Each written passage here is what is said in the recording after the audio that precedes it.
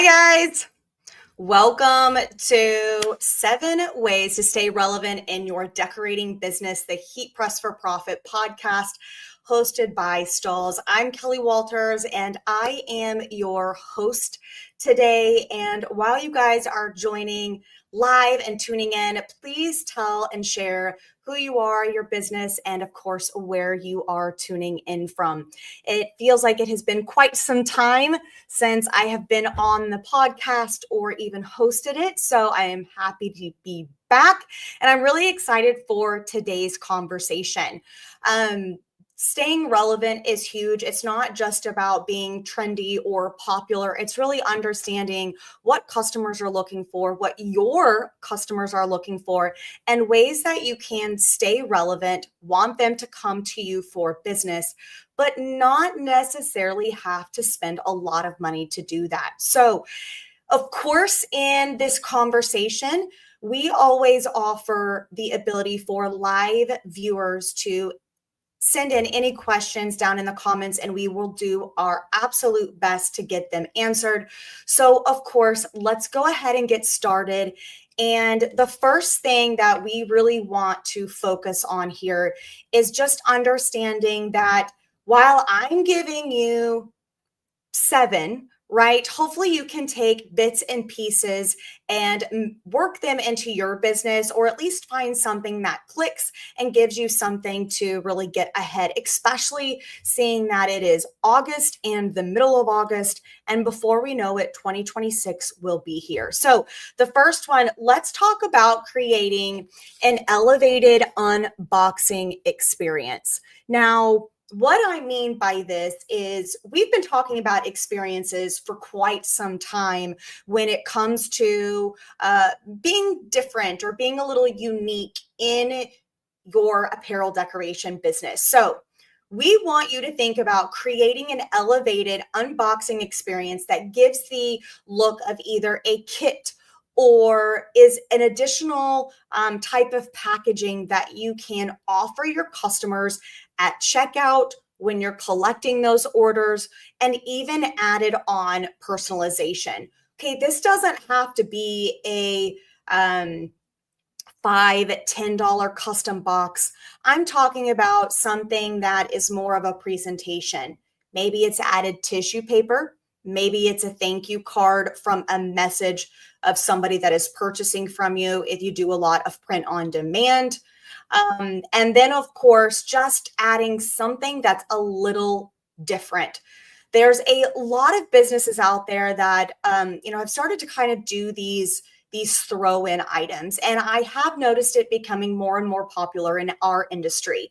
And if you're in the heat printing business, I guarantee you there is always additional blanks somewhere, whether it's a bag, a koozie, a tote, a tee. Those are extra pieces that you can add into that unboxing experience that somebody didn't necessarily think that they would find. Okay, so whoop, moving on, right? I see viewers, but I'm not seeing any comments. You guys, tell me where you're tuning in from so I can say hello, especially for some of those that I haven't seen in quite some time. I do see that Carly said, hi, everyone. Thanks for joining us.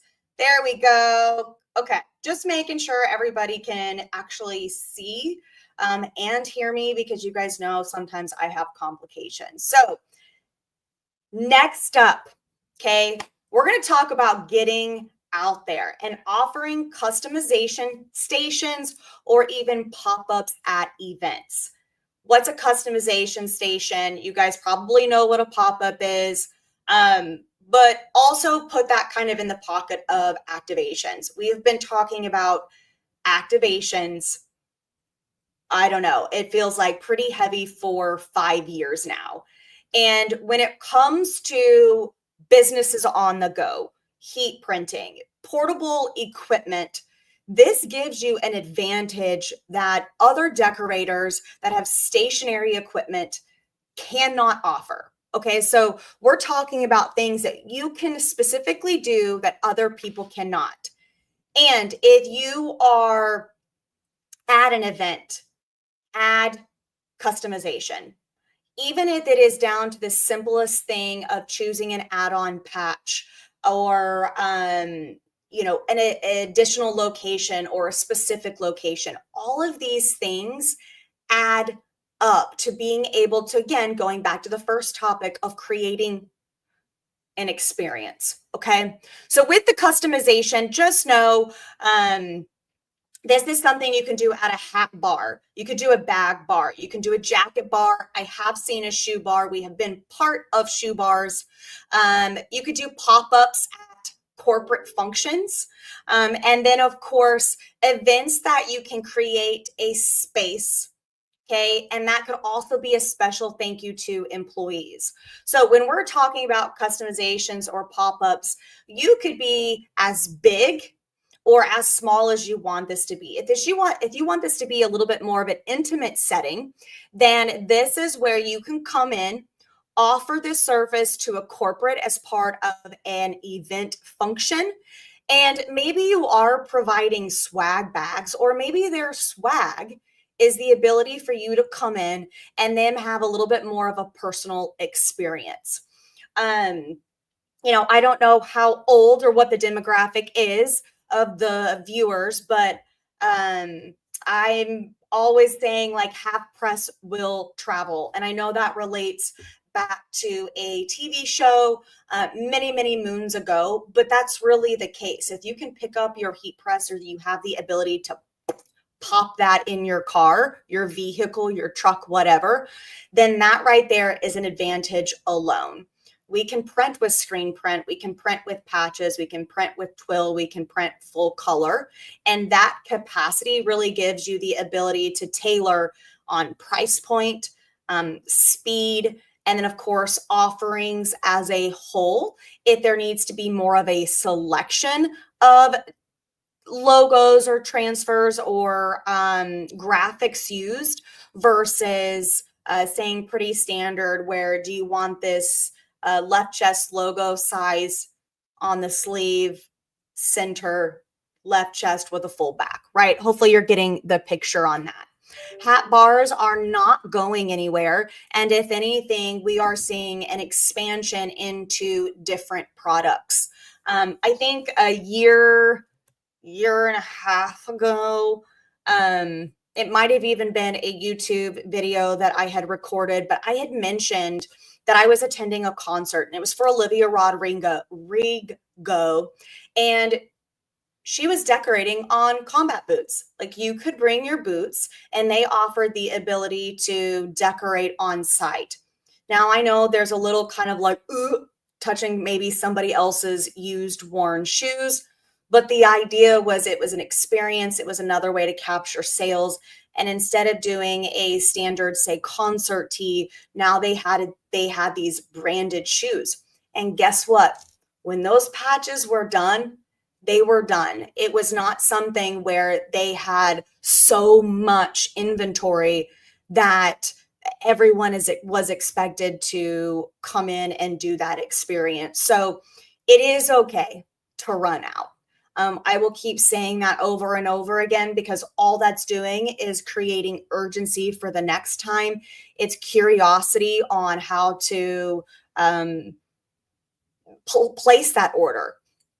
And then, of course, when you run out, that is showing success of that event and people will want you back. Okay. So yes, it's great. We want to maximize our time and we want all the samples possible. But I just like to remind people it's okay. Less is sometimes more, and that means less inventory. And remember, blanks and transfers that are sitting money. Okay. So next up on the third recommendation, okay, for staying relevant is tap into fashion forward blanks. There are a ton of incredible blank companies out there that are really focusing on the weight, the color consistency in their entire lineup. USSA blanks, they do color consistency on everything. Say, so from sweatshirt to crop tank to sweatpants, it's the same color.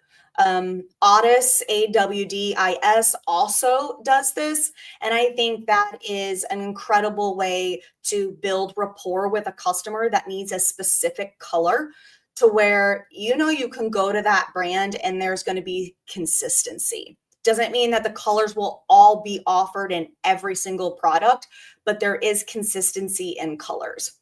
Now, when we're looking at trending blanks and thinking of brands like Lane 7, who has really tapped into the oversized, very affordable, but in very high quality blanks, they really kind of hone in on trending colors, trending styles. They're bringing in some beautiful textures. And that is a way for you to be, again, a little different than a standard 50/50 Gildan t-shirt. Again, that doesn't cost you anything, right? You're not going in and completely buying an entirely new inventory. If your business is on demand printing at events and you need blanks, go through that inventory and start trickling in some of that new trendy style and see what that does for your business. If it's rejected by your demographic that comes and shops for you, then you know that maybe that's not the best route for you. Maybe it comes down to the types of materials and prints that you're using, not necessarily the blanks. When we are talking about trends, I want it to be known that I don't mean that if we start going back to the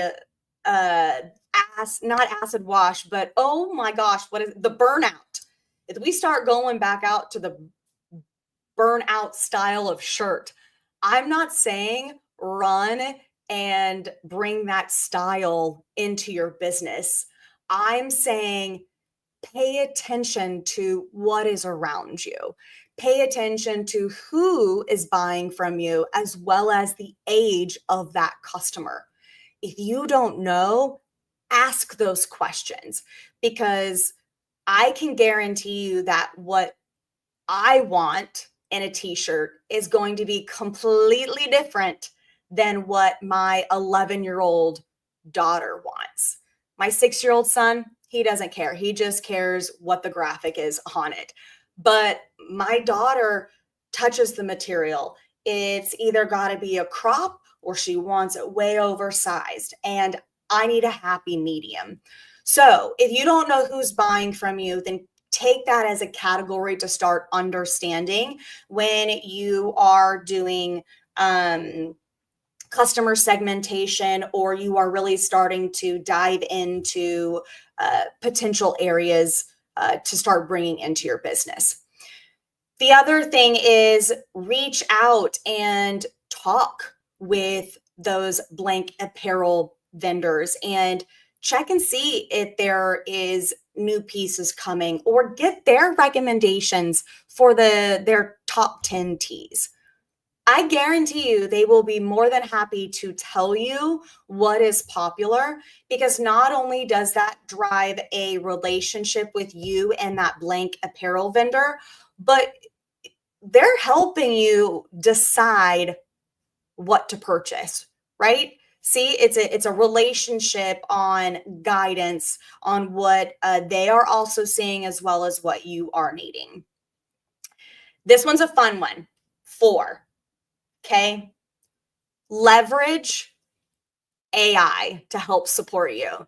And for those of you that are tuning in, tell me in the comments if you are, 1, currently using AI, and 2, if you are, how. You don't have to give me like full details if you have a secret sauce on how AI has like truly helped you, but you can say for, email automation, you can say for customer service, whatever. But I'm really curious, because this was a hot topic at our sales and marketing summit, was how AI should be used in our industry.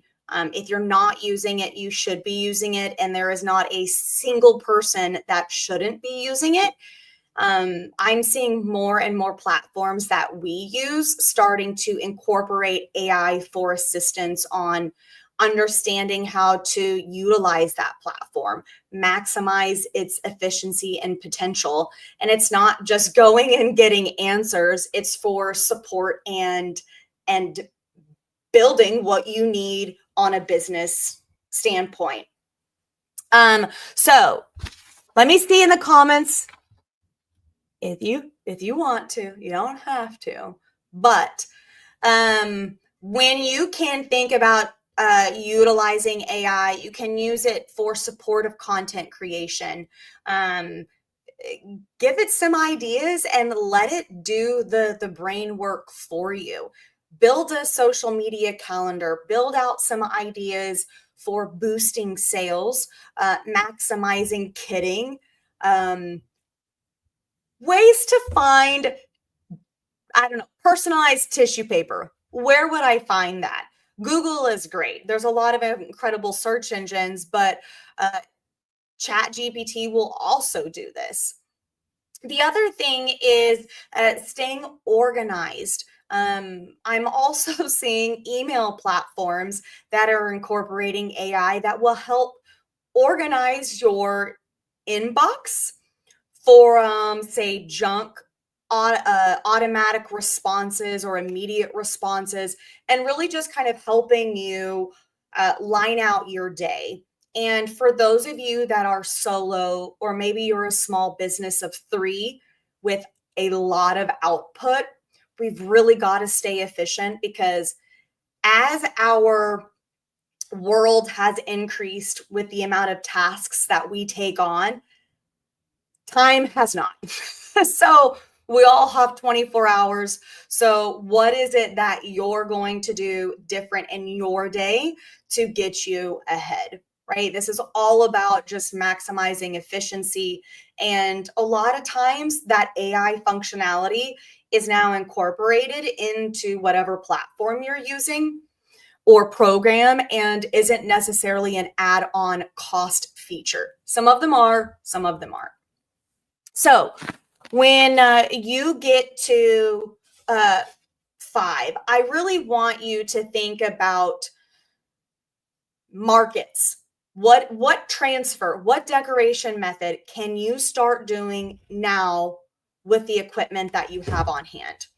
A lot of us are heat printers. If you are listening to the Heat Press for Profit podcast channel, and sometimes we get so blinders on, right? We get so in this process of, I'm going to run with direct to film transfers only, and we block out this other world of opportunity from doing premium. And if you think your customers won't do premium, then do you have faith in your customers? Are you providing the right education for them to kind of help their brand evolve? Jerry, I see Stalls Transfer Express. Can you see my comments? I only see that comment.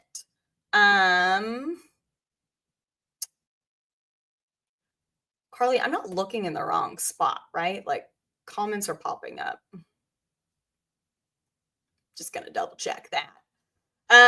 So think about that. All you're doing is changing the transfer. You're not changing the substrate. You're not changing your press, unless you need something, I don't know, you need a lower heated platen. We're going with the power. That's a whole other conversation. But when we are attending shows and we're seeing conversation of everything else that is happening, and I use Ultra Color Max in my business, and I really want to make sure that I'm doing something different. That's the conversation that we are hearing now. So what is it that you can do that is different?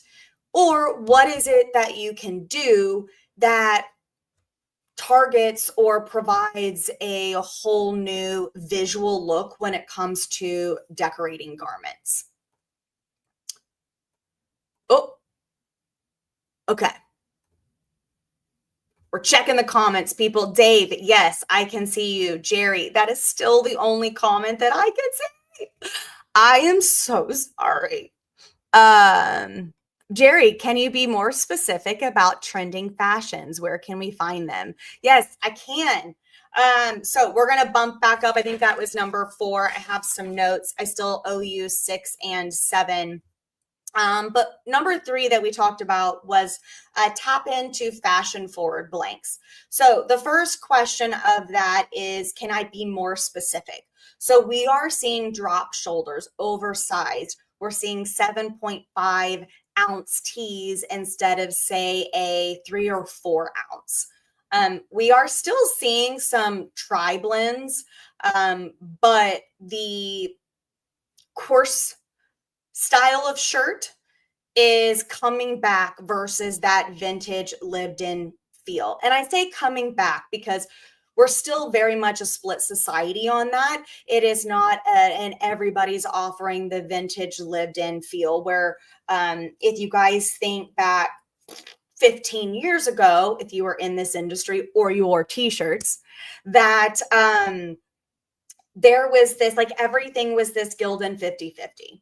And then all of a sudden, Bella Canvas kind of started coming in with this super soft, lived in, kind of type of feel. And that is where the tri blends really kind of started to skyrocket. Over the last couple of years, we've started to see a heavier weight transition back into the industry.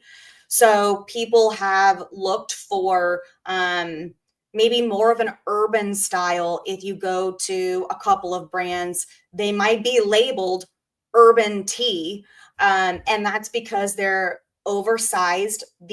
I'll go to this side. The sleeve length is longer. The shoulder seam is more of a drop. Whoop. So this is a drop shoulder. This is your shoulder. And when the seam is, this is so hard to do in camera. When your seam is below or around your bicep, tricep area, that's a drop shoulder.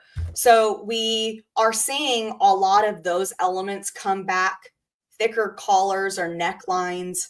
I still see a little bit of distressing, but it's more in the garment wash, the dye of the tee versus, say, distressing on the hem, the neck, just added for a visual effect. If you're wondering, like, how do we find them? The first thing that you can do is know what you're looking for, because it could already be in front of you. You just don't realize that you're seeing it. You're just seeing it as a different option of tee or selection. So when we're looking at Dick's or Shields or Academy, and we're looking at those known brands that everybody is walking around with, pay attention to what Nike is putting out there. Pay attention to what Free People is putting out there, because some of their silhouettes have transitioned into a couple of other brands. And the name is slipping me, but I believe it is on Alpha Broder and SNS are one now, but so on SNS, and it is a female driven brand. They have a lot of trendy styles that we would see, coming through something like Free People, maybe even, I think it's Calia with Carrie Underwood from Dick's. But looking around and touching and feeling, this is an industry that it's okay to go up to a garment that you see on the rack and touch and feel it. And then when you get to shows, or you are you love Bella Canvas, ask Bella Canvas, I saw this shirt, do you guys have anything like it?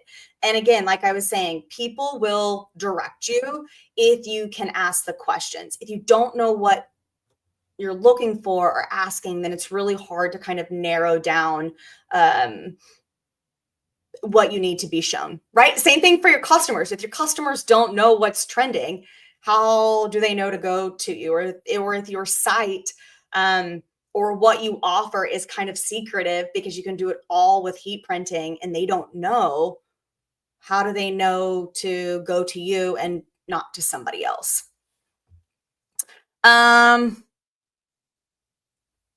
Angie, I am a starter doing small custom tea runs, usually one-offs. How do I start to grow my business?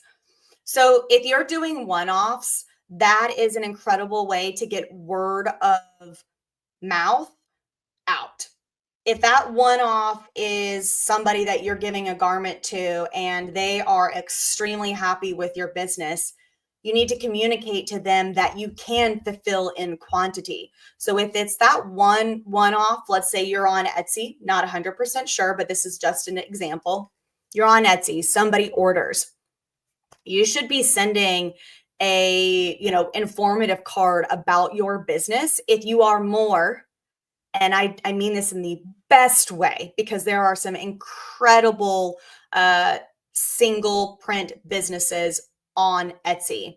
But if you are wanting to do more than just one-offs, again, that's communication to that customer. Think about who is around you, local businesses. Do you have friends in the school district? Do you have friends that work at a corporate office? Do you have any friends that do events, go on vacation? It can quickly grow from one piece to 12 pieces to 300 pieces because somebody is giving you the opportunity. But again, in the world of today, where brick and mortars are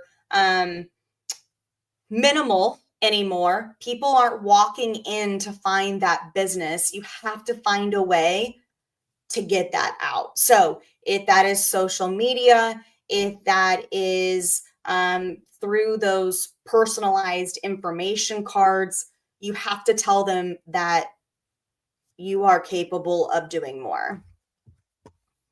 And Dave Connors said, for AI, yes, every day, from artwork to responding to emails, market research, and everything in between. So you guys all know Dave Connor. If you don't, then you will find him on every aspect of our business, from education to content to marketing to shows, emails. His face is everywhere. So that just gives you an idea on how he is utilizing AI. I had a brain fart for just a minute on what he was utilizing. Okay. Number 6, I want you to think ahead. Maybe not right now, but what is it that you can add into your business that gives you so much more that you are not offering? And that's not on a transfer decoration, that is on a substrate. Okay, so if you offer teamwear, are you telling them that you can do bags? If you have a hat press, are you telling them that you can do headwear? If you are doing a ton of embroidered business and you're currently doing headwear, how can you also utilize that machine for other blanks? That means accessories. That means sandals, flip-flops, if you want to. All of these things, you kind of have to just think like, can I decorate on that? Is that a whole other channel that I am leaving out of my business and offering customers? If you don't really know who your customer is, that's okay. That's fine. There's a lot of people that are like, you know what? I decorate for anybody that comes to me. I'm not specific. The minute you can find that, you know what, this is something that I can do that a lot of people don't showcase, there's a whole other demographic of people that will come to you specifically for that. And then that alone can tap into other areas. So maybe you can capture a 200, a 500, 1,000 piece t-shirt order simply because you captured them by decorating something really cool, mixed media with, say, Ultra Color Max DTF and embroidery on one piece. Okay. So yes, this is not going to necessarily be the most efficient quickest way to pop out orders, but it is different. Okay. And in the world of everybody can do something in 15 seconds, cool. That's great to be fast, but think about the difference. And if you take X amount of time, what does that equate in terms of profit, and how many can you fulfill in that day? Can you make more? Being unique and then constantly have orders filtering in? Or do you just prefer easy peasy? I want it done and out. There is no wrong answer. So if you're like, I really don't know, or you're confident about one or the other, that's okay. That's the beauty of this industry, is that there's so many different ways that you can go after new business. The final way to stay relevant in your business is to really, really, really think about what is missing. Okay. Are you marketing to your customers? I don't know about you guys, but I get a ton of emails all the time. But what I always check is when somebody sends a thank you or an update to my order. So those are opportunities from my perspective. You guys might have something different, but make sure that when you are sending that type of communication, what little snippet of information can you put in there? Can you put an article that you found? Can you put something that is more of a meme and it grabs their attention because they know it's going to be funny and comical? When you are looking at capturing people's attention, which a lot of times can turn into business, just like a sponsored post on Instagram, they're going to think of you first. Doesn't matter what it is. If you have a company that resonates to you and you know they do bags, just going to go with that. You bought a backpack. You love the brand. You enjoy their visuals, their emails, they make you giggle, and now you need to buy a suitcase. You're probably going to go to that brand first, right? So I know that's a very specific example, but that is just something to kind of think about when you are staying relevant as a whole. It's not always about the equipment. It's not always about the transfer, and it's not always about the product that you provide. A lot of times it is making that emotional connection with people and staying relevant in a visual way, not necessarily a product tangible way.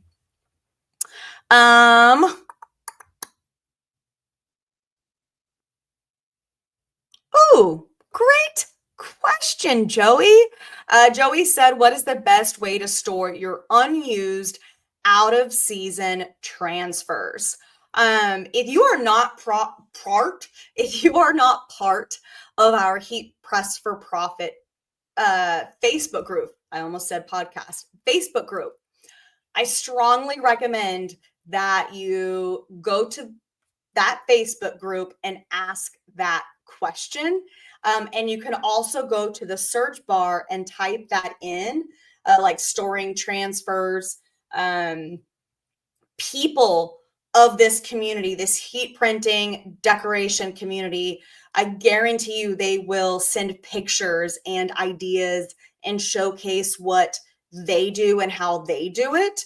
I look at this a couple of ways, Joey. If this is something that you need in the summer and you do one order and you know they're going to come back in January and do a different order for that season, then that's where I like the Stalls or Transfer Express pizza boxes. We call them pizza boxes that transfers come in. I don't have one handy, but it's on this side of me. You could write on the outside of the box whatever information, or get some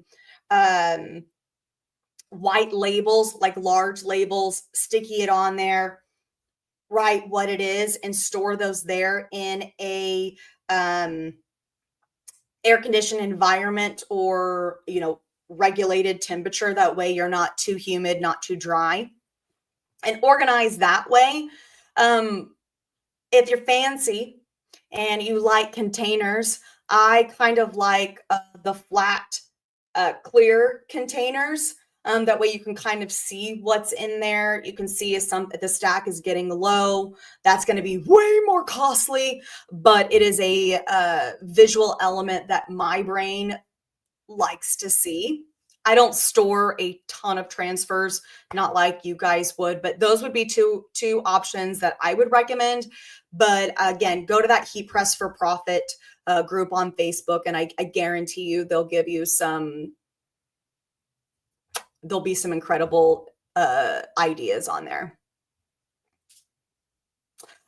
Jerry, what type of hats would you recommend for the trends now? So I will tell you, I am horrible on brands or naming the specific types of hats with these style numbers, but I can tell you BLVNK headwear is incredible for the trends. Now they are a high quality premium headwear company.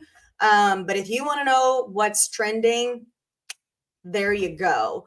In terms of demographics, I think that is where trends also differ. I'm here in Kansas City. I like a dad cap. Okay. Yes, this is a trucker, but truckers are also huge. But my husband, who is 41 and pretty sporty, he doesn't touch truckers. He likes a pretty structured 6-panel cap. So when you're looking at trends and what's coming, we've got bucket hats as well. But if you're looking for specific brands, I would stay in the realm of blank headwear. Let's do here. I'm going to put it right now. I'm going to type it in BLB.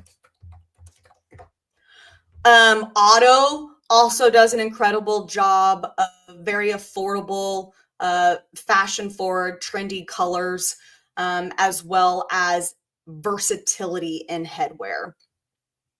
This is one where there is headwear on headwear on headwear on headwear, but rope styles, performance base, truckers, and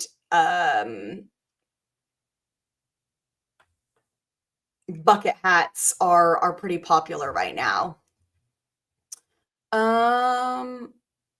Joey said, I have some Stalls pizza boxes. See, it's easy.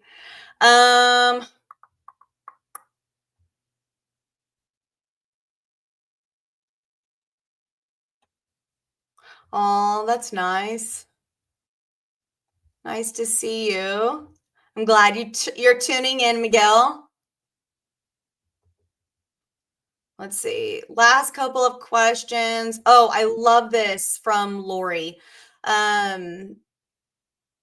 Just finishing up a huge order pro bono in exchange for sponsorship awareness. You guys, this can be huge depending on what the sponsorship cost would be for an event. And if you're looking at blanks and the cost of transfers, and you're not including your time, and this is a great way for you to get that awareness. People can be super creative with kind of this exchange. If you have a friend that works in a corporate office and you know they have an event and you know it's a large company, maybe there's some reduction in cost to get that exposure or get the ability to be out there. If there are outside sales fairs, craft fairs is kind of like where I'm thinking on this, and they'll let you, do something for that brand or that business that has the overarching craft fair, and you want to get sponsorship awareness that way, that's an incredible opportunity. You just have to be willing to have that conversation and ask. I think a lot of times humans as a whole get so nervous and wrapped up in the answer of no that sometimes we forget to ask, and you just never know. Maybe that person didn't even think about having somebody do any type of branded or custom apparel at the event, and who knows what that partnership could develop in because you were the one that went and asked. Let's see. Joey also said, in my area, rope caps are hot. Truckers also sell. If your audience is old, dad caps are good. Did you just call me old? I said I like a dad cap. 5-panel caps are easier to decorate. 100% agree. I have a small head, guys, so I like a dad cap. That way, it's not just a big O hat on my head. So I think, like Joey said, in his, in his area, and then also being aware of your audience, because that is going to decide who is buying what.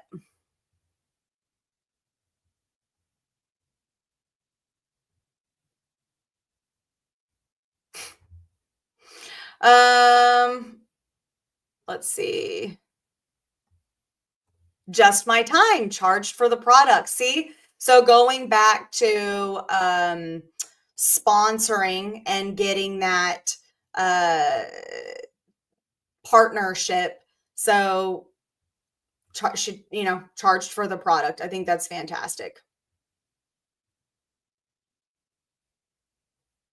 Oh, that's a sad memorial, but that is huge exposure. Um, the opportunity is huge. Okay. You guys, I think that is it. I'm so glad your comments started coming in. I was a little nervous there for a second. Normally we had, oh, look, see, they weren't. Now they are coming in. Jerry, there it is. See it. I also see you're in Ohio. Angie said hello. Patty on Instagram said from Miami, hello. Dawn, Grand Rapids. There we go. Okay. All right. It started working once we got going. So, okay, let's do this wrap up, guys. Like I said, it's been a while since I have hosted the podcast. So you guys are aware, if this is your first time listening to our podcast live, then know that we are doing this podcast to give you insights from partners, from customers that are like-minded, just like yourself. And then, of course, this is really just a safe space to come together, share ideas, industry experts, trends, forecasting what's going to be happening to our industry, and of course, answering any questions that you guys have. If you are not part of the Heat Press for Profit group on Facebook, I strongly encourage you to join that. If you are new to the heat printing industry, or you're looking for innovative ways to use your heat press, understand the transfers that are available, trends, go to YouTube and check out Stahls TV, Stahls TV, and then check out Transfer Express as well. Different channels, different types of content, different videos. But at the end of the day, it is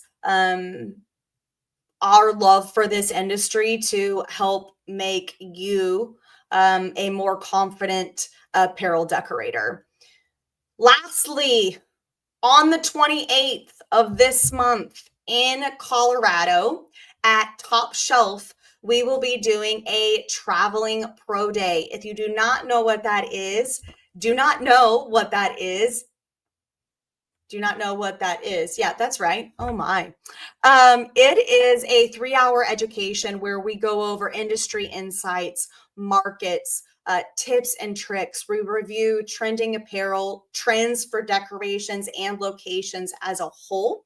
And this time we have partnered with Top Shelf, who is an incredible partner and decorator out of Colorado. I believe it's Greeley. That could be their old location that I've got in my mind, but you can find the information on our website. Carly, if you can pop that registration link in the comments, that would be fantastic. Or Dave, since you are behind the scenes right now as well. Limited seating, guys, and we are taking our traveling pro day to different areas. So if you are attending Impressions Dallas in October, pro day will be there as well. And then we will have another one in November where the location is soon to be announced, as well as the date. But it's a great way to kind of come in, get some intimate education. You'll get to tour Top Shelf, get to hear from their owner, Blake, and kind of how they are running their business. And of course, you get to hang out with Liz Reedy and Danny Marcario. They'll be doing the education for Pro Day. So that link is in the comments now. Jerry, it is not virtual. It is an in-person education. Guys, am I butchering my words? In-person education. And then of course we do we do Pro Day at Impressions Long Beach and Impressions Atlantic City, with more traveling dates coming for 2026. So stay tuned if there's one in your area, if you can't make it to the last three of this year.